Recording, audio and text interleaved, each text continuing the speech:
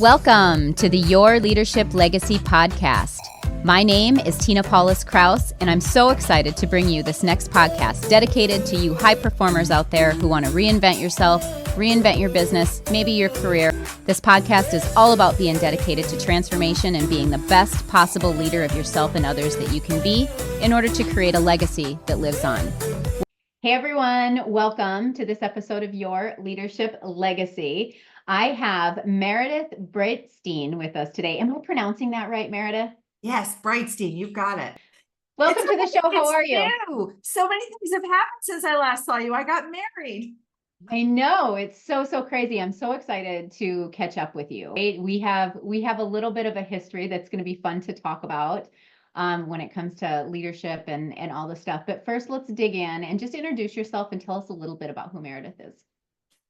Well, I have to tell you, for the longest time, I identified by my career, but I'd like to start off by saying I'm a very proud mom and wife, and that is newer to my life. So I am definitely an inspiration for anybody who's looking for a dream or a love. And I just like to remind people that you never, ever give up on your dreams. So I'm living my dream of finally having that family.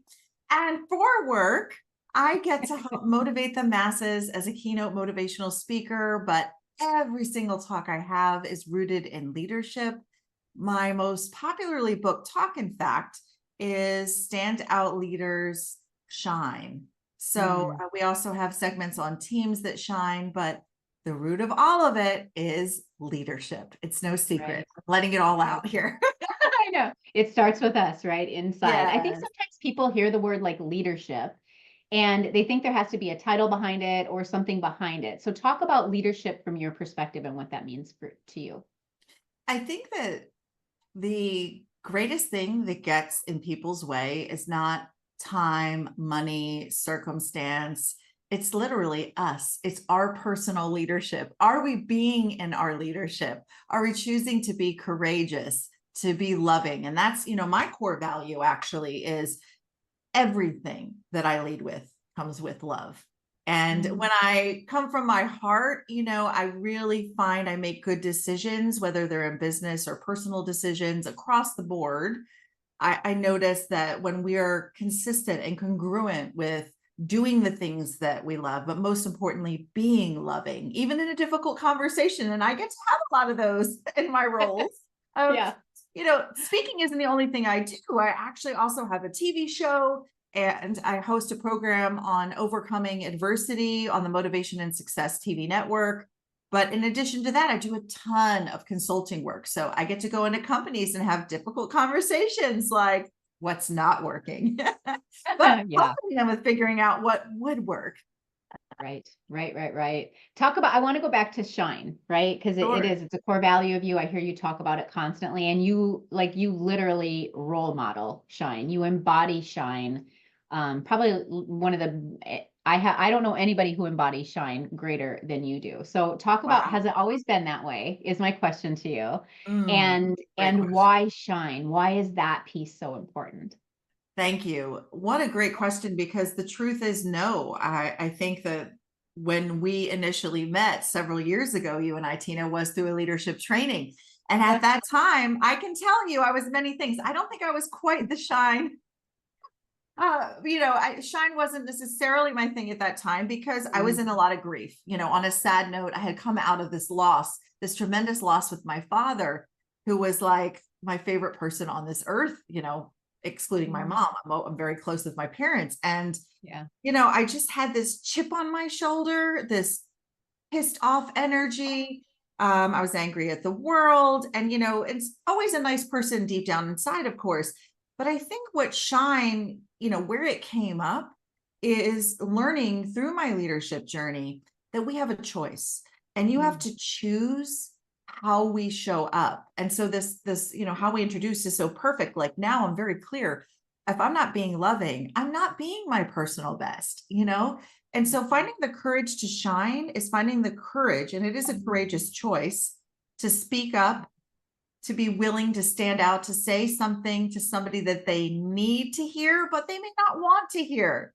That's shining right there. And I always speak about on my TV show, people really shine when they share their stories. And that's a great piece of who I am. I'm a journalist at my core. I had my start working for networks all over the country in television.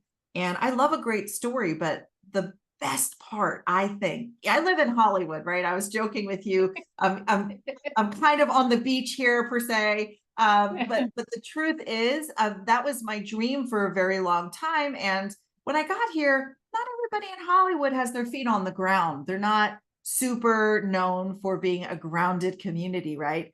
But to shine, in my greatest interest and joy is probably similar to your dedication in this show. It's ordinary people doing extraordinary things. They're choosing to shine by showing up and sharing their story or being the most amazing mother that they can on their best day.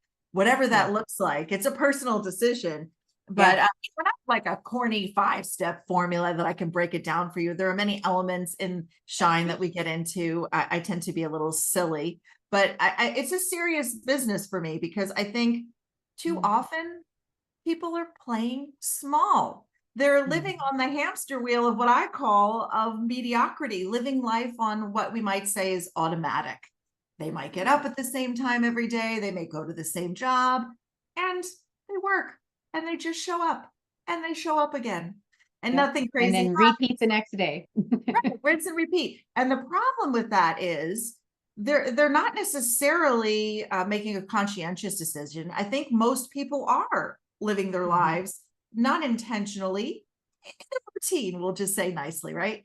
And so I'm not here judging, but where the magic happens is when we make a choice to show up in the best energy we can show up in, to show up, with our hearts and not just be like aiming to be good or aiming to be great at what they do or their relationships. But my magic sauce and what I talk about in all my talks and my real passion is showing up and operating and aiming for excellence. Like leave good and great behind and then see what happens around you. So that's where the real shine comes in. Beautiful. Oh my gosh. Yeah, it's beautiful. So talk about when you started really putting on that shine, right? And making that choice, because I love that you said that it was a choice. How did you start to see your life change? What were some of the things that started like letting you go, oh, maybe this is really what it's all about? I think it was actually first discovering what wasn't working and what wasn't serving me. Like you met me, I actually went through this phase where I always had a leather jacket on and they were different colors. Like I had many different colors, but it was almost like I was putting on this armor unnecessarily, putting on a front that I'm okay when I'm not okay. I mean, I was mourning the loss of my dad. And what I find is, especially if you're somebody who studies leadership, but if you're not, this is great news to know. Often when people are angry, there's something under it. And I always invite people not to get over things, but get under it. So anger was how I was showing up, frustration, energy, but really I was just heartbroken. I was sad. I was in grief, So just getting clear and understanding, that we're not making these intentional decisions. We're heartbroken. And so we're angry, like, why my dad, was a lot of the energy I had. Why now? So-and-so's dad's awful and he's still around, and I love my dad. Crazy thoughts like that. And I think it's having people like you, Tina, and other gorgeous souls in your life that are a loving interruption. Like, okay, like I see you, in a big, beautiful light. I hold you high and have those continued loving interruptions. And, I take a little personal credit as well. Like I made some good decisions to do the work. We can be in stuck energy for forever. We know those people. We don't want to work alongside them. They might be our family. We don't want to much. Yeah. I love where you went with that. I want to go back to that moment with the leather jacket, and you stepping in and you're in this space where you're mourning, but how you're showing up is different. Like it looks different, right? And in your head, you're all in your head and all this kind of thing. And the beauty about this work is that as a coach, like I saw you, like you walked in the room and I'm like, who is that? Because even when you were in that mode, you were still shining, right? Like you were still shining, you just weren't shining at your best light. And so when we can see people, and I know that you're a master at this, when you see people, they may not be showing up in the moment in their best leadership or in their best self, but when you see that and you can support that person to actually go from where they're at to that level, I want you to talk about how you do that in your coaching, because I know that you're a master at that as well. It's funny. I think that that's such an under discussed point, and it's so important. So I'm glad that you presenced it. The truth is, we get to hold people we don't even know at their highest. This is a choice as well. I also think it's something equivalent to, you might have heard people say, like, in life, you have a choice to be proactive or reactive with your life. And being proactive is, I'm so clear that my purpose on this earth is to help people find the courage to speak up, stand out, and shine everywhere they go. But before I knew that, it is really just understanding that you see people and not in the fit that they might be having at the moment. So, right, that goes back to the proactive, reactive, not in their stuff if they're showing up in a way that isn't necessarily showing their best selves, but you can see that they're in there. That, and just knowing and trusting that with the right guidance and support and feedback, that we can really decide in one day to change. It's literally that simple. Yes. In a moment. And you're a person who reminded me of this beautiful term, the gift is in the shift. We can choose to shift out of whatever we're being in that moment into being loving, or being more kind to ourselves or others, or being more generous. There was a scarcity I used to have with my time, and I still work on that to this date. But now, I have abundant time, is what I like to say to myself when I wake up in the morning, even if my calendar's packed, because I choose to do the work that I love. And so I'm abundant because I get to be with you for this time, Tina, and even if I have to rush off and hop onto another call, and I know you might have another meeting after this show, that's life. But we get to choose it, and we get to hold people we see high, and also be willing to tell them what's not working. Not everybody is courageous enough to have those conversations. They're not easy, but we get to.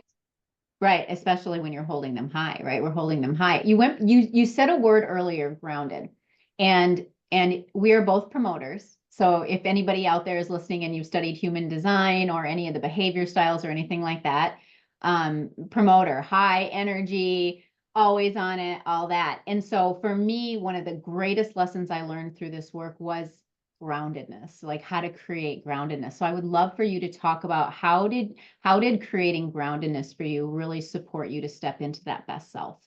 Oh, I think how I feel about it. Yeah, no, I mean, it's almost a magical thing. So I alluded to a piece of this. I always say there's a secret weapon that everybody has, but not everybody uses, and it's their energy. And we can be in connection with how we're showing up. Like, I might wake up and I might feel frazzled for a moment if I know I have a lot going on, or if I'm in a rush. And then just taking those moments to take a deep breath, put your feet on the ground and close your eyes. Sometimes I have to close my eyes and really just connect with, like, today's going to be an amazing day. I get to help people today. And being grounded is literally living in the present. And so often I really let my happiness be stolen by this idea of destination happiness. When I get married, I'll be happy. When I get that keynote speech, I'll have made it. And I think we have a culture, unfortunately, that promotes this over and over again. But if we're grounded, I'm happy no matter what. Like, I don't need to be on a stage. I could be in my pajamas and flip-flops and snuggling with my dog and having the best day of my life, because I'm not defined by all that stuff. I'm grounded in what really matters, which is, family, connection, being a stand for helping anybody I see and know, feel my love, and know that I'm rooting for you. I may not have met you yet, but I would love to meet you, and I will root for you if we get to connect. And that's my spirit. But being grounded in knowing that, we're not perfect. We're flawed beings, and I've come a long way in my leadership, as you know. And I would also say, like, put me in my grave when I'm done growing. Like, I've made a marked choice that the work is never done. And so when I referenced earlier in the show, that many of us are in this hamster wheel. Like, don't feel bad. That was me. Like, I definitely was stuck in a grind at many points in my life, not even realizing it. But when you do realize it, you get to make a change. You get to be grounded in what really matters. If you hate your job, why are you there? That was such a problem for me for so long. And so many of us struggle with it. I know I'm not alone. No, absolutely. And what do you think holds people back? So let's talk about the limitations. So I'm stuck in my job. I hate my job. Every day I'm getting up and rah, rah, rah, rah, rah, right? It's no way to live. I lived like that for a long time. Me too. Mm-hmm. So what is it that keeps us there? Yeah, it's definitely, it operates out of fear in my experience.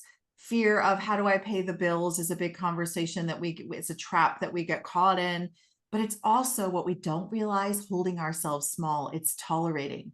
It's tolerating like not loving your work, but doing anyway, tolerating being in a relationship that isn't supportive or loving.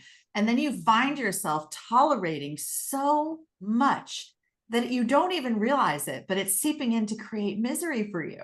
And you have a choice in the end to stop tolerating. There's such good stories of this, to put your foot on the ground, talk about being grounded, and just say, today I decide, forget about it. I'm done tolerating it. So, I mean, I think that that's what happens more often. We all have a moment where we get fed up. I mean, I came to California, the place of my dreams. I didn't find the courage until I was 41 to get here. And then when I got here, I was like, whoa, it's expensive. I freaked out. I took a job, even though I had my own company, because I was like, I have big responsibilities. I fell into that trap, and then I hated it. And then you might remember, I really, in the end, it was really terrible with that doctor. And I found myself in a moment of like panic, because I had taken my mother into my home when I, out of fear, took the job, and then I lost the job, and unexpectedly. But I actually think it was a gift, because at the end of the day, it made me put my feet on the ground and say, perfect, this is great. What a gift. Like, it was a real shift for me to like step into that. But when you get really honest with yourself, sometimes the worst things that happen to you in the moment are the greatest gifts. And that's how I choose to look at every obstacle as an opportunity. That's beautiful. So in the moment, like in that moment, anybody who's listening out here, in that moment, when you're pushed up against it, because it happens in the moment, right? It's in that moment. How do I get myself unstuck the fastest? Like in that moment, what is it? I always say, I put my big girl panties on. So men, choose whatever works for you. I take a deep breath and I say, like, I'm done. I'm done choosing to be a victim. I have to look at every single thing. I call them kicks in the pants. Like, a kick in the pants is a gift, whether we know it or feel it in the moment or not. And just, instead of fighting it, accepting the moment and choosing who you get to be in it. And so people who haven't done leadership training don't really understand necessarily ways of being, but you can choose in any awful circumstance to be stuck in a victim energy. Like, really think like, I know we've all been there for these moments, like, why me is a very normal response. There's no judgment on it. However, you could choose to say, that stinks. I'll give you an example. I have, I manage 14 people for one of my clients, and my right-hand person blindsided me and gave me notice. And everything in me was like, double her salary, like, make an offer. I can't even handle this. And then I thought, I'm panicking, thinking, how am I going to manage 15 people with this beautiful soul on my side? And then I thought, no, I put my feet on the ground. I put my big girl panties on, and I thought, this is perfect, because maybe there's somebody out there right now who gets to have this job, and I get to find them.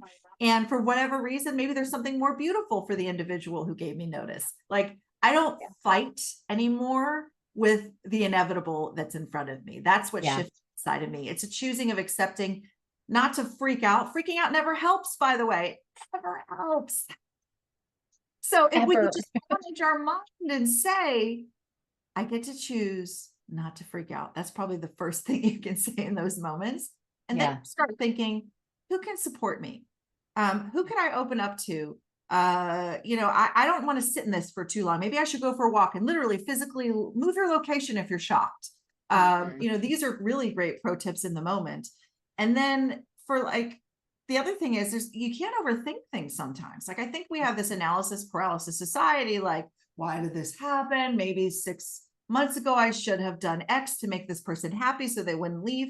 We're not in charge of other people's happiness. We're not in charge of anything except for how we choose to react. And when we understand that, we can respond instead of react in a rash way. And that's where the magic is. Yeah, such magic. Woo, such magic. So the name of the podcast, Your Leadership Legacy. So talk to us about the legacy that you're leaving, Meredith, because it's incredible. Thank you.